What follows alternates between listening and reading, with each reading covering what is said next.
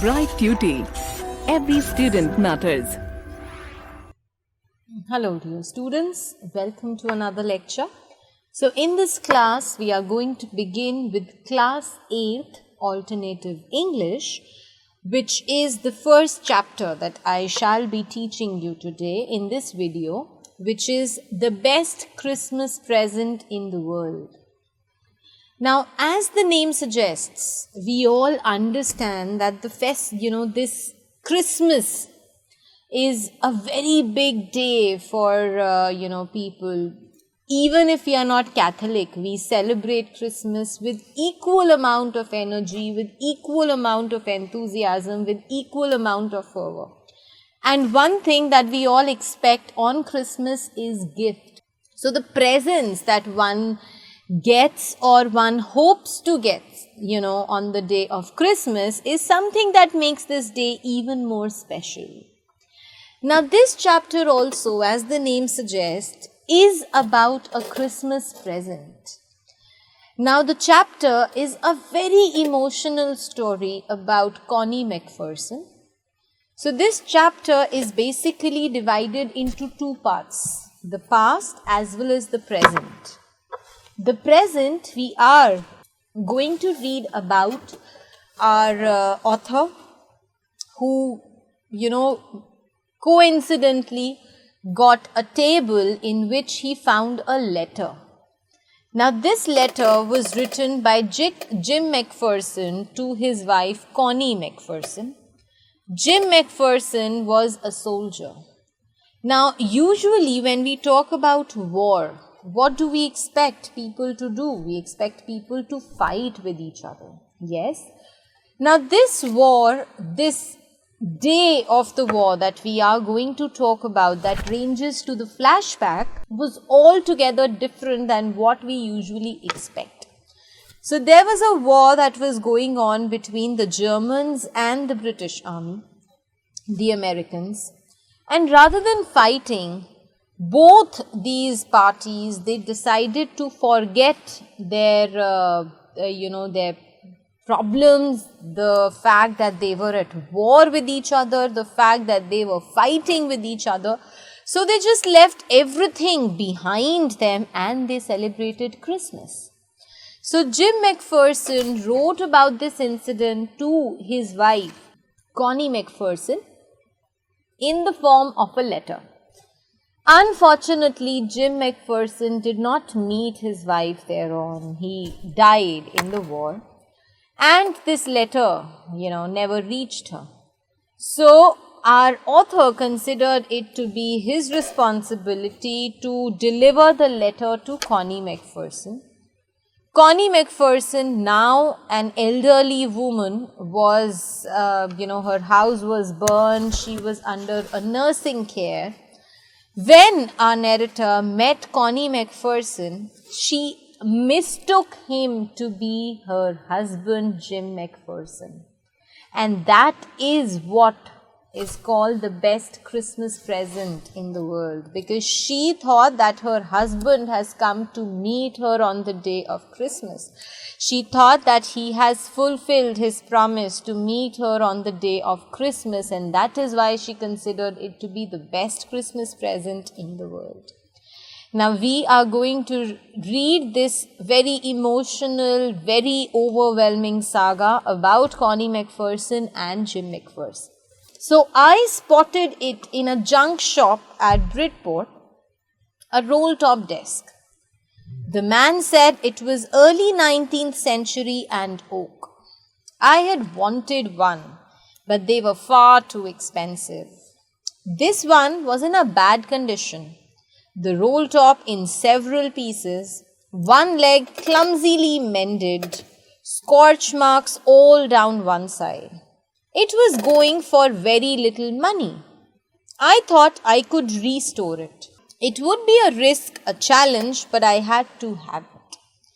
So the narrator begins telling us, in the first place, how did he get that letter? Okay, so he tells us that he spotted. Now what do we mean by spotting? When you look at something by chance, you are just passing by some area and you happen to find that one thing you were looking for. So that one thing that the narrator was looking for was a roll-top desk. Now, roll-top desk, if you people know, you must have seen it on the television, on the Google. Now, these are kind of tables which have their top that can roll down. So, you can roll down and then you can roll it up as well. So, that is why it is called a roll-top desk. So, there was a junk shop in Bridport. What is a junk shop? A shop wherein people can find all the old second-hand things can be found. Okay. So, our narrator found a roll-top desk in a junk shop in Bridport. The man who was there at the junk shop told the narrator that it was early 19th century, that this roll-top desk belonged to the 19th century and it was made of oak. Oak is a kind of wood which is considered to be very good quality and very expensive as well. Now, the narrator tells us that he always wanted a roll-top desk, but they were very expensive. So, since they were expensive, the narrator could not buy them. But this desk that was there in front of him was in a bad condition. The roll top in several pieces. So, the condition of this roll top desk was not very good. The roll top, the table, in several pieces. So, it was broken into several pieces. One leg of the desk was clumsily mended. Mended means repair. And clumsily mended means it was repaired but in a very untidy manner. Okay, it was not a very appropriate, a very neat, a very good looking desk. No. There were scorch marks all down one side. So, one leg was clumsily repaired and the other side had scorch marks on it. Scorch marks means it was burnt on the other side of the table. It was going for very little money. Now, the thing that fascinated the author, the narrator, was the fact that he was able to get that roll top for very little money. He thought that he could restore it. He thought he would be able to repair this roll top. Although it would be a risk, it is going to be difficult for him. But it was a good challenge and he thought that he has to have that roll top. So, though the chances of that roll top to be repaired into a good and nice one were very less. But he wanted a roll top desk so desperately that he wanted to take that risk. I paid the man and brought it to my workroom at the back of the garage. I began work on it on the Christmas Eve. So, the narrator tells us that he bought that roll top desk from the man. He paid the money that he was asking for and he brought that roll top desk to his workroom. Workroom, the room in which basically he mended, he repaired all the things. And where was this workroom of the narrator? It was at the back of the garage. Now he started working on that roll top on the Christmas Eve. Christmas Eve, a day or a night before Christmas. So 24th of December, he started working on that roll top. I removed the roll top completely and pulled out the drawers. The veneer had lifted almost everywhere. It looked like water damage to me. Both fire and water had clearly taken their toll on this desk. The last drawer was stuck fast. I tried all I could to ease it out gently. In the end, I used brute force. I struck it sharply with the end of my fist and the drawer flew open to reveal a shallow space underneath, a secret drawer. There was something in there. I reached in and took out a small black tin box. Sellotaped to the top of it was a piece of lined note paper and written on it in shaky handwriting. So the narrator further tells us that he removed the roll top completely. Since he had to repair the table, he decided that he is going to repair it in parts. So first he removed the roll top completely and he pulled out all the drawers of the desk. Now the veneer had lifted almost everywhere. What is a veneer? We all have seen when we talk about furniture, there is a very thin layer, of decorative wood or colorful wood that is put onto that furniture to give it the final finishing touch. Okay, raw wood obviously would not appeal to anyone. So in order to make it appealing, in order to make it look attractive, some colorful piece of wood is applied on it. So that is veneer. Now the veneer had lifted almost everywhere. Had lifted almost everywhere means, on the entire roll top desk, the veneer was peeling off. It was coming off. It looked like water damage to me. When the narrator saw this, he thought that this was because of water. Okay, this table had been damaged because of water. Both fire and water had clearly taken their toll on their desk. Taken their toll means completely destroyed. So that destroyed, or if I say damaged, so that roll top was completely damaged both because of water as well as fire. So there was fire in that home where this table was placed, and obviously the fire people came, they put water on it and the table got completely damaged. The last drawer was struck fast. The last drawer was stuck fast means the last drawer, he was not able to take out that last drawer. Okay, it was very much tightly fixated with that table and it was not possible for him to take it out. I tried all I could to ease it out gently. The narrator tells us that he could not take out that drawer.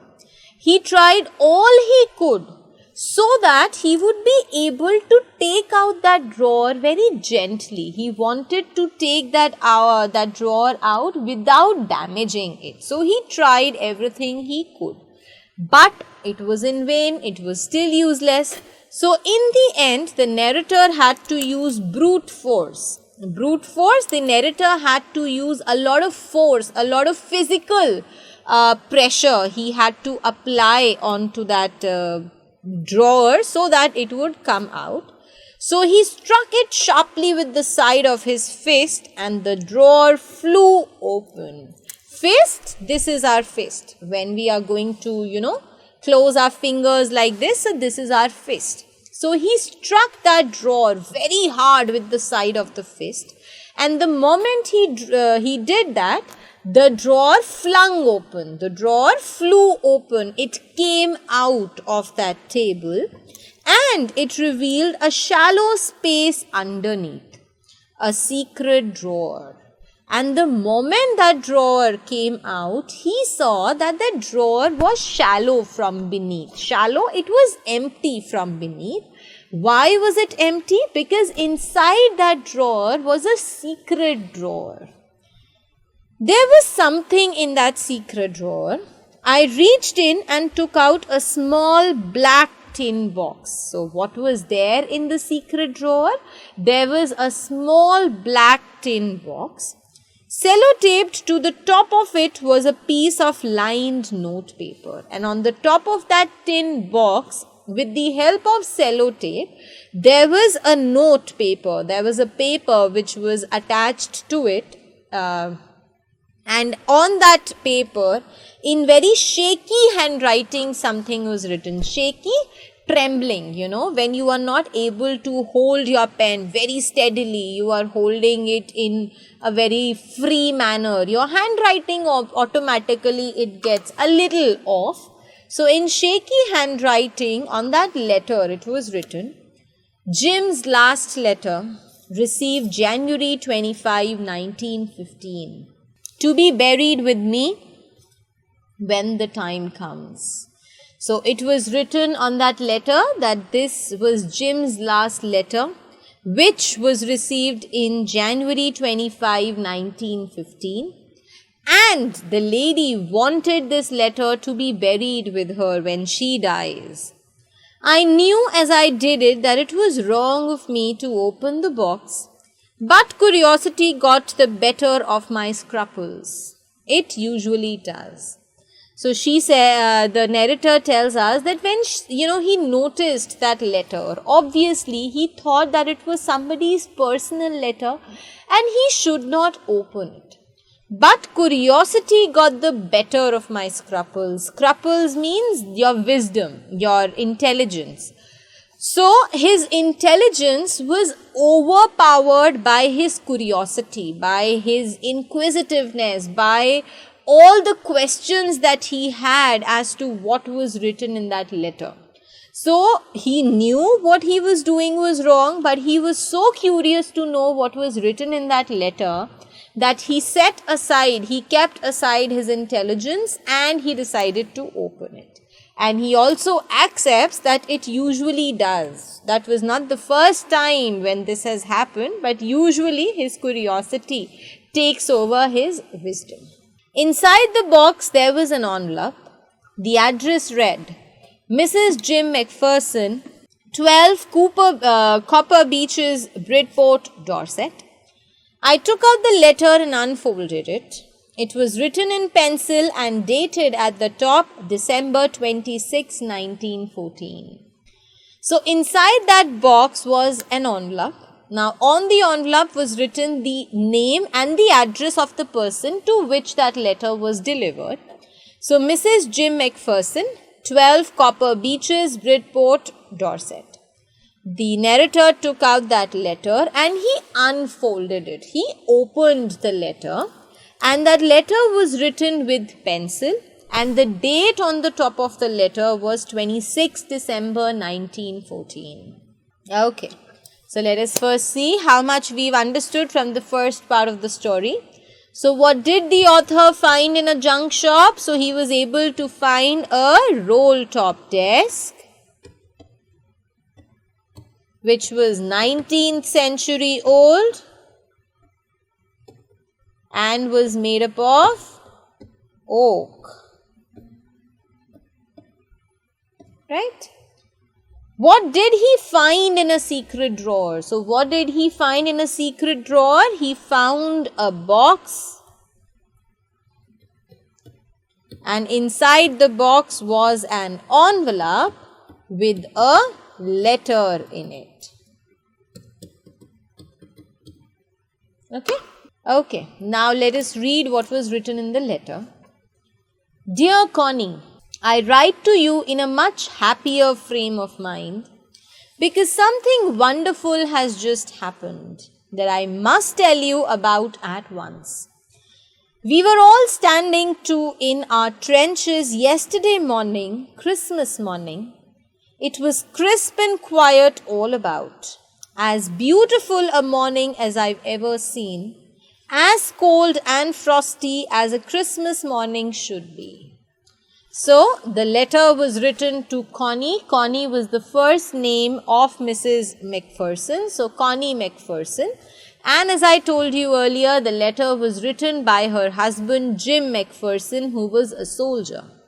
So, he writes to his wife that I write to you in a much happier frame of mind. Much happier frame of mind means I'm writing this letter to you with a very good, with a very positive and with a very cheerful, attitude. I am very happy when I'm writing this letter to you because something very wonderful has happened and it was so good that I want you to know about it. Now, he told his wife that yesterday morning they were standing in their trenches. Now, what are trenches?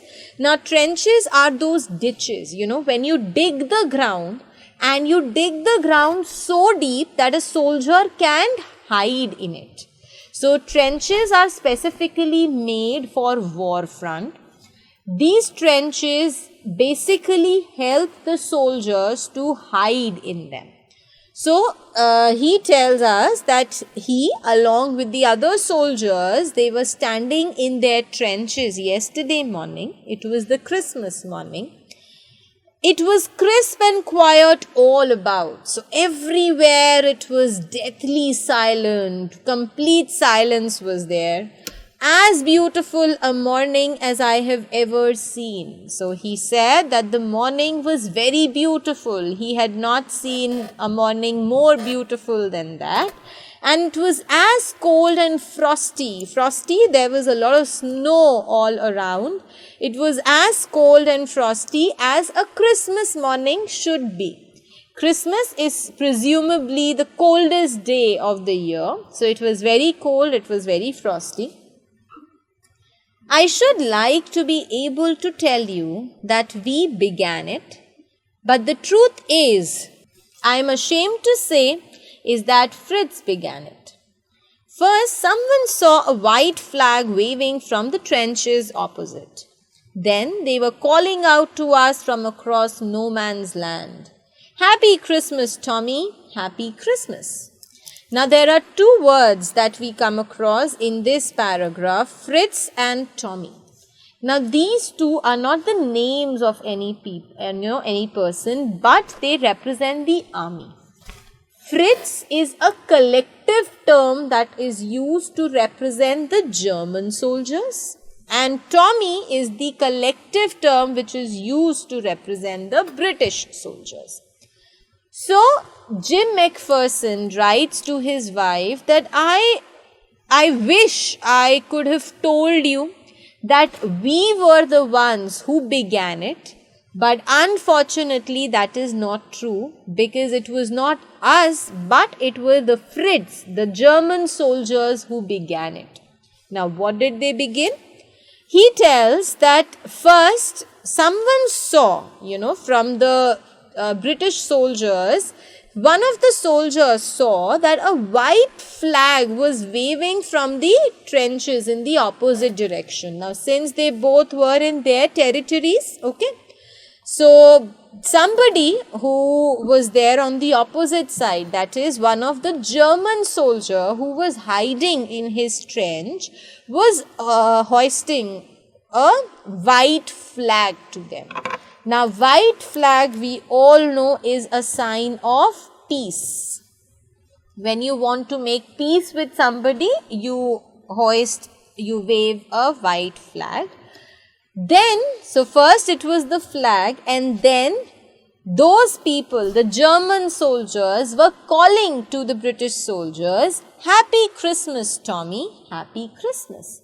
So those German soldiers wished the British soldiers Happy Christmas. When we had got over the surprise, some of us shouted back, Same to you, Fritz, same to you.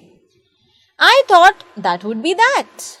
We all did, but then suddenly one of them was up there in his grey greatcoat and waving a white flag. Don't shoot, lads, someone shouted, and no one did. Then there was another Fritz up on the parapet, and another. Keep your heads down, I told the men. It's a trick, but it wasn't. Now in the stanza above, in the above paragraph, there is this word that we read, no man's land. Yes? Now what is the no man's land? No man's land is that area which does not belong to either of the armies. Okay.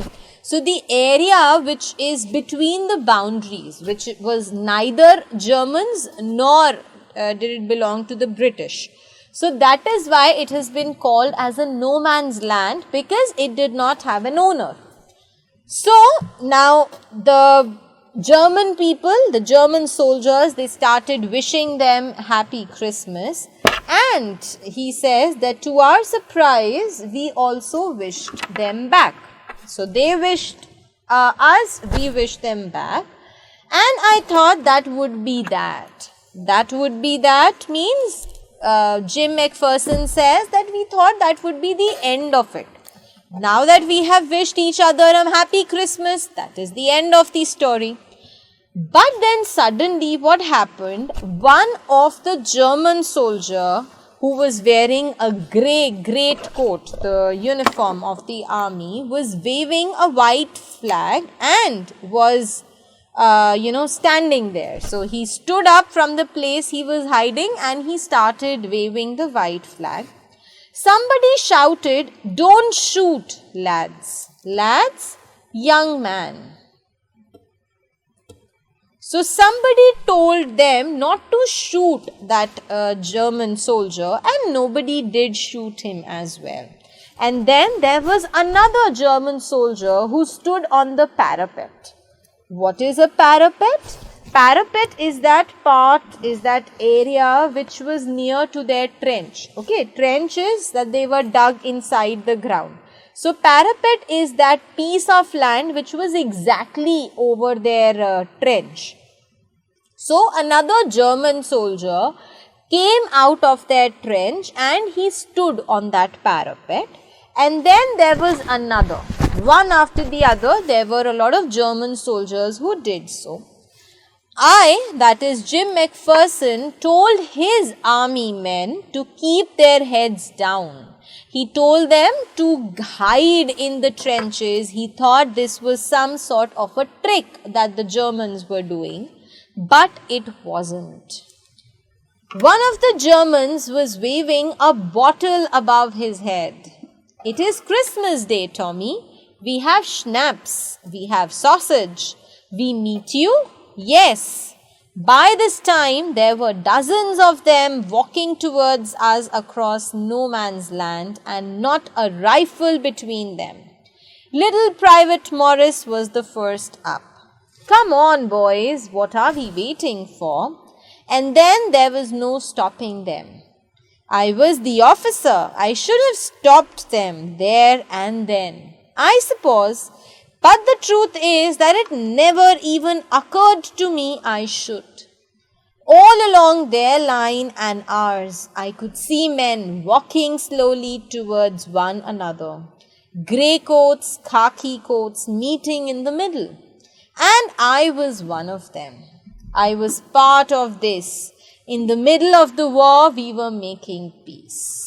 So, Jim further tells us that one of the German soldiers, he had a bottle on the top of his head and he was waving it. And he was telling the British soldiers that it is Christmas Day, Tommy. We have schnapps. Schnapps is a German drink, okay, which is made up of grains. So, the person was waving the bottle of schnapps and saying that we have schnapps and it is Christmas Day, we have sausages also. We meet you? There is a question mark. So, the German soldier asked the British soldier, is it okay if we meet you today? Yes. Is it fine? And by this time, there were dozens of German soldiers who were walking towards the no man's land. They had come onto the no man's land and nobody carried a rifle, a gun with them. Little Private Morris was the first up. Little Private Morris is the name of the British soldier who was a part of Jim's army. So he was the first British soldier to come out of the trenches and say, "Come on, boys, what are we waiting for?" And then nobody could stop any of them. I was the officer. Jim says that it was actually my responsibility to stop them.